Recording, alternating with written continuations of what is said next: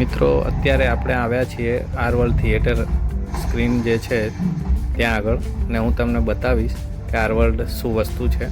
અને બહારથી જે દેખાતું આર વર્લ્ડનું સિમ્બોલ છે એ આર વર્લ્ડ, આર મતલબ રિલાયન્સ નહીં પણ રાજશ્રી વર્લ્ડ, એ મહેસાણા હાઈવે પર આવેલું ત્રિમંદિર જે મંદિર છે એની ફ્રન્ટમાં જ છે, જ્યાં તમે જોઈ શકશો. અને આવા 3 થિયેટર છે ગુજરાતમાં: રાજકોટ, ગાંધીનગર અને એક આપણે અડાલજવાળું, જે સૌથી મોટામાં મોટા ગુજરાતના બિગેસ્ટ સ્ક્રીન ધરાવતા 56 ફૂટની સ્ક્રીનવાળા અને ડોલ્બી સાઉન્ડ 7.1 સાથેની આ થિયેટરો છે, જે Chudasama group of industry company દ્વારા ચલાવવામાં આવે છે. અને જે અત્યાર સુધીના સિનેમા જગતમાં સૌથી મોટામાં મોટી ઇન્ડસ્ટ્રી કંપની ધરાવે છે, જે આપણે ગુજરાતી, હિન્દી અને ઇંગ્લિશ 2D 3D સ્ક્રીનિંગમાં આ લોકો આપણું એન્ટરટેનમેન્ટ કરે છે.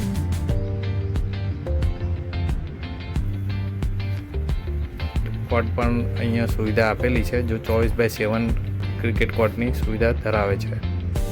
હવે વાત કરીએ આપણે ફ્રન્ટ લુકમાં, તો દરેક જગ્યાએ 3 થિયેટરો જે આપણને દેખાય, રાજકોટમાં, રાજશ્રી વર્લ્ડમાં અને અડાલજવાળામાં લગભગ સેમ થીમ અને સારામાં સારી સુવિધાવાળા અને સારું ફૂડ ઉપલબ્ધ કરવાવાળી આ સ્ક્રીનો છે.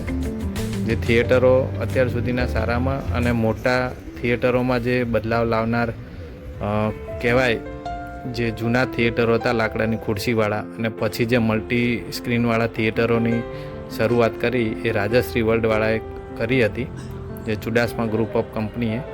અને રાજશ્રી સિનેમા જે 21 સેક્ટરમાં છે સૌથી નામદાર હતું. ધરમ સિનેમા નામે જે રાજકોટમાં હતું એ અત્યારે આર વર્લ્ડ થઈ ગયું છે. અને અડાલજવાળું જે આપણું છે આર વર્લ્ડ, જે બધાનું ફેવરિટ અને પ્રિય છે, એ સૌથી સારામાં સારું ગેમિંગ ઝોન સાથેનું અને રેસિંગ કારવાળું થિયેટર હતું.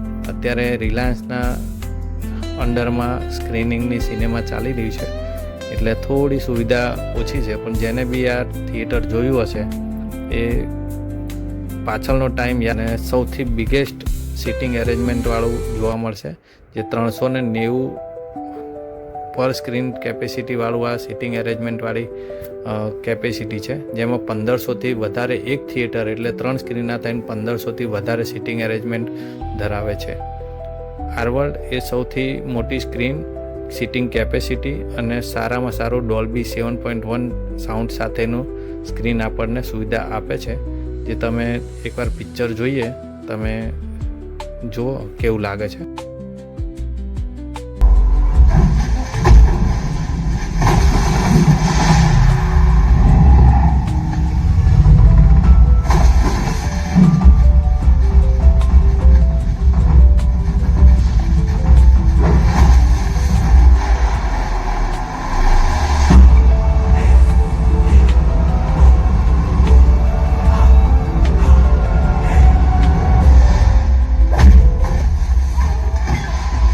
હવે ફૂડ કોર્ટની વાત કરીએ તો અહીંયા પોપકોર્ન અને કોલ્ડ ડ્રિંક્સ, સમોસા એ બધું થોડી કોસ્ટલી મળે છે, પણ સારી ક્વોલિટીનું હોય છે, જેથી બજેટ અને બધું આપણે થોડું સમજી વિચારીને પ્લાનિંગ કરવું પડે છે.